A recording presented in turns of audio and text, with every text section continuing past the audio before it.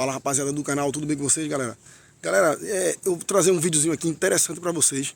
Tava navegando na internet e acabei me deparando com um vídeo do Felipe Moura Brasil. Quem é Felipe Moura Brasil? É o âncora do jornal, ou do canal também do YouTube, né? O Antagonista.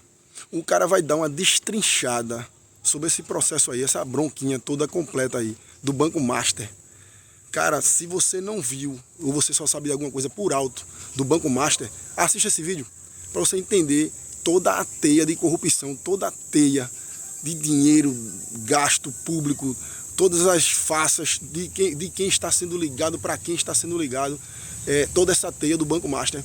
Ele vai dar uma destrinchada aqui para vocês, um vídeo totalmente didático, e quem não entender aqui não entende mais nada, né? Mas se você quer saber os detalhes desse escândalo aí do Banco Master aí, envolvendo advogados, filhos de advogados, filhos de ministros, antigos, né, ministros de outros governos, filhos de deputados, cara, assista esse vídeo aí, você vai ficar totalmente informado, ou pelo menos por alto, né? Porque a gente sabe que essa teia de corrupção aí, essa teia de dinheiros pagos aí, à torta e à direita, é muito maior do que está passando na mídia.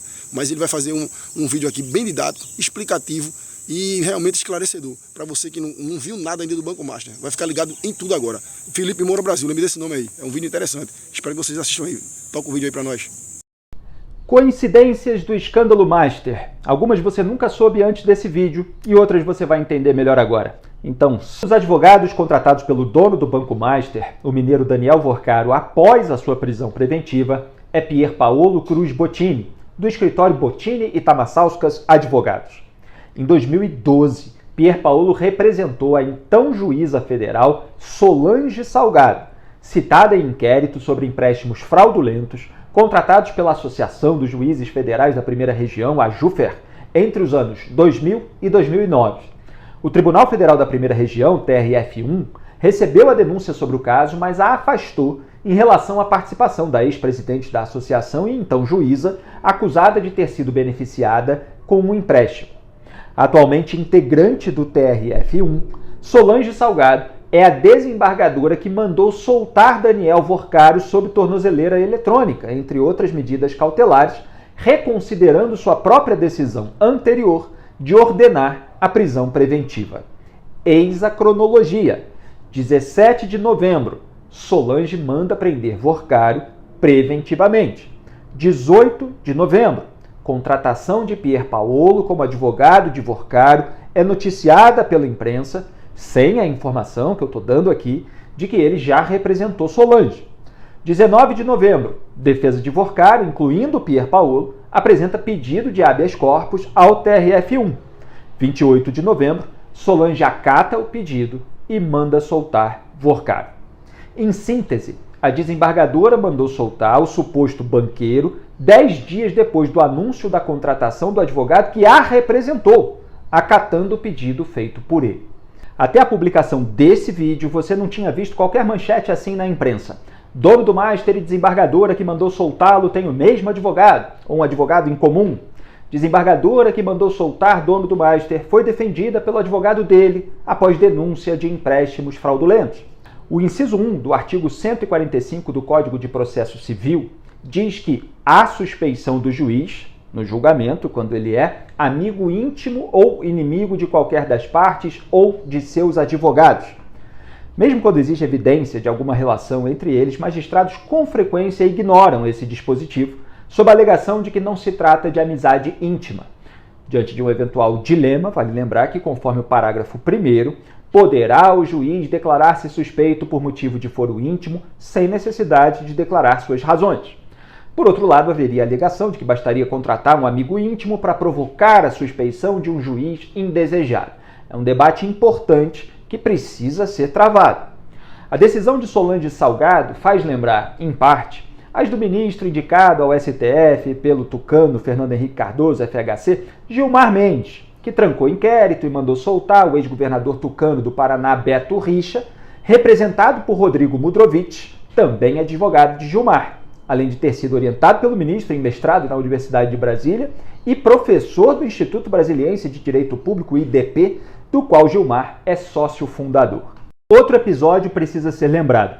Em 2019, foram inseridas no pacote anticrime várias restrições à prisão preventiva, sobretudo em casos de colarinho branco, quando se costuma afastar a periculosidade do agente, por mais bilionário e influente que ele seja, o que abriu flancos e ampliou a margem para facilitar a decisão de soltura do dono do Master. Na época, o PT defendeu os chamados jabutis lá no Congresso, os bolsonaristas consentiram, o então presidente Jair Bolsonaro, cujo filho Flávio era investigado por rachadinhas, sancionou a lei sem vetar as restrições e eu publiquei o artigo As Decisões Petistas de Bolsonaro. Fui hostilizado, como de costume, por ativistas, agora indignados nas redes sociais com aparentes efeitos daquela sanção. Os advogados de Vorcaro exploraram aqueles e outros recentes dispositivos, alegando, por exemplo, que os fundamentos da segregação cautelar são genéricos e se baseiam na gravidade abstrata do suposto modus operandi e no valor estimado do alegado dano financeiro, sem demonstrar risco concreto e atual que justifique a imposição da prisão preventiva. Não que os flancos abertos pelo Congresso e pelo Poder Executivo obrigassem a desembargadora a aliviar o dono do Master.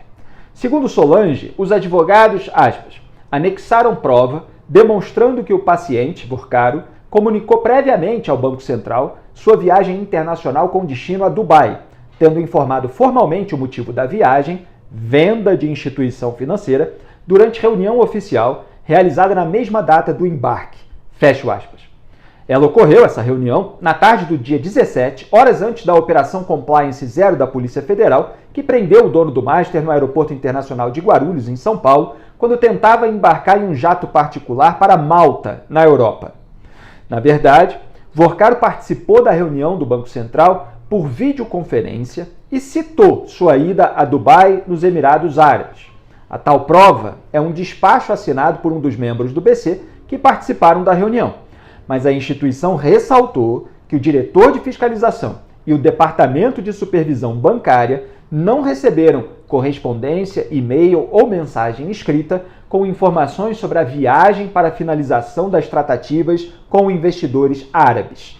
Apesar disso, Solange concluiu, assim o risco residual de evasão do distrito da culpa mostra-se controlável por meio de medida menos gravosa, consistente na entrega e retenção do ou dos passaporte ou passaportes, revelando-se esta providência apta e proporcional. Fecho aspas. Com isso, a desembargadora nem entrou na discussão sobre a rota. A PF suspeitou de fuga do país, até porque o plano de voo do avião indicava Malta e não Dubai como destino. Já a defesa alegou que o destino final era Dubai, onde Vorcaro fez reserva em hotel de luxo, com parada antes em Malta para abastecimento. Curiosamente, Malta ganhou fama de centro europeu de corrupção e lavagem de dinheiro, onde uma jornalista que revelava escândalos envolvendo poderosos foi assassinada. Haveria risco de o bilionário dono do Master ficar lá ou fugir a partir de lá, tendo feito uma reserva e um comunicado genérico sobre a viagem a Dubai, só para despistar autoridades ou usar em sua defesa caso fosse preso? Sim, haveria. De modo que sua detenção foi legítima, assim como são as medidas cautelares, por mais que se possa discutir a prisão preventiva. Solange, em sua decisão, afastou um a um os elementos justificadores do decreto prisional, afirmando que, não há demonstração de periculosidade acentuada ou de risco atual à ordem pública que, de forma excepcional, justifique a manutenção da medida extrema. Fecho aspas. Ao se justificar, a desembargadora ainda citou o parágrafo 6º do artigo 282 do Código de Processo Penal, inserido em 2019 no pacote anticrime, apontando a exigência de demonstrar, a impossibilidade de aplicação de outras medidas cautelares eficazes e menos gravosas. Fecho aspas. Nenhuma dessas justificativas, porém, afasta a indignação popular com a soltura, por dois motivos. A percepção de que um suposto banqueiro acusado de esquema bilionário de fraudes teria meios de corromper pessoas e obstruir investigações ou eventualmente se safar, além de ser ajudado por aliados poderosos. E 2, é mais raro um acusado comum, sem dinheiro para pagar advogados conhecidos, ser aliviado dessa forma, num país onde a justiça nega liberdade a uma mãe de 5 filhos que furtou refrigerante, macarrão instantâneo e suco em pó de supermercado, gerando um prejuízo em torno dos R$20. Calma que tem mais. Além de terem pedido a liberdade de Vorcaro ao TRF1 no dia 19 e ao Superior Tribunal de Justiça STJ no dia 24, os advogados do suposto banqueiro apresentaram reclamação ao Supremo Tribunal Federal, STF, no dia 28, alegando que a Justiça Federal não é o grau do judiciário competente para cuidar do caso. Isso porque, nas buscas e apreensões, a Polícia Federal encontrou um documento que cita um parlamentar com foro privilegiado no STF e já investigado em outro processo analisado no Supremo sob a relatoria de Cássio Nunes Marques. A defesa de Vorcaro então pediu prevenção, ou seja, para que Nunes Marques fosse o relator, alegando haver conexão entre as investigações. No entanto, o relator sorteado, ô sorte, foi o ministro Dias Toffoli. Curiosamente, um dos advogados contratados pelo dono do Banco Master é Valfrido Vardi, do escritório Vardi Advogados. Sabe quem se tornou oficialmente sócia desse escritório em 2021? Roberta Maria Rangel, a esposa de Toffoli. Aquela mesma que tinha sido contratada pelo grupo JIF dos irmãos Joesley e Wesley Batista, empresários depois aliviados pelo marido dela de uma multa de mais de 10 bilhões de reais. Em abril de 2021, Roberta ressaltou sua longa amizade e parceria profissional de mais de 18 anos com o sócio Valfrido Vardi. Convidada pelo advogado, ela disse que a formalização da sociedade era a trajetória natural deste feliz encontro. Repare nesse comentário, aspas para ela: fazemos parte do poder judiciário que mais julga no mundo. Estamos sempre sob, embora tenha saído sobre, constante escrutínio dos clientes, dos julgadores e da sociedade. Fecho aspas. A rigor, quem faz parte do poder judiciário é o marido dela, ministro Dias Toffoli. Mas eu até entendo a confusão semântica e prossigo no meu escrutínio jornalístico. Valfrido Vardi também é aliado de Gilmar Mendes, já exaltado por ele em artigo na época da Lava Jato como o goleiro que pode impedir uma goleada histórica contra o Brasil. Essa goleada, segundo o texto publicado em site amigo do ministro, era o que Vardi chamava de combate inconsequente à corrupção. Aspas para a exaltação ao ministro. Sereno, legalista, corajoso, trabalha pela conservação do país, pela legalidade, pela reaproximação cidadã entre a classe política e a sociedade civil, pela estabilidade política e também pelo combate à corrupção. Fecho aspas. Pois é. Vardi já até entrevistou Gilmar ao lado de um dos melhores amigos do ministro na imprensa.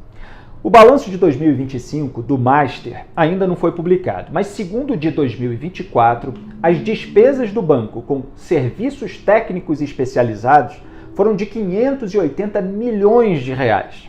Como em 2023 elas haviam sido de 334 milhões, o aumento de quase 250 milhões de um ano para o outro, segundo a nota explicativa, foi composto principalmente por serviços de consultoria jurídica.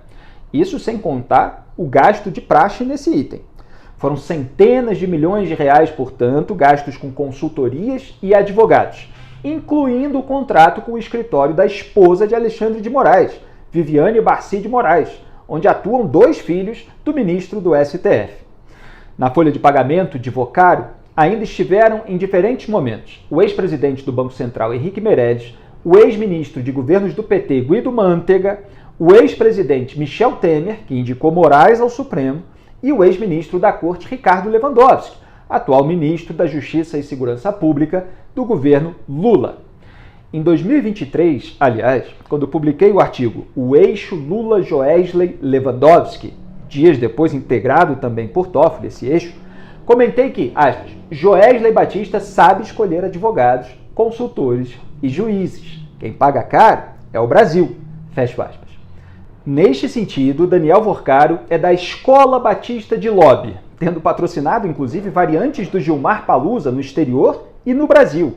Nelas estrelaram Gilmar, Toffoli, Moraes e Luiz Roberto Barroso, agora aposentado do STF. Enquanto isso, o esquema de fraudes do Master, apontado pela Polícia Federal e pelo Ministério Público, enganava 1.600.000 investidores com emissão de títulos de crédito falsos que levariam à liquidação do banco, deixando um rombo de 41 bilhões de reais no sistema financeiro, a ser coberto pelo Fundo Garantidor de Créditos, FGC, no maior resgate da história.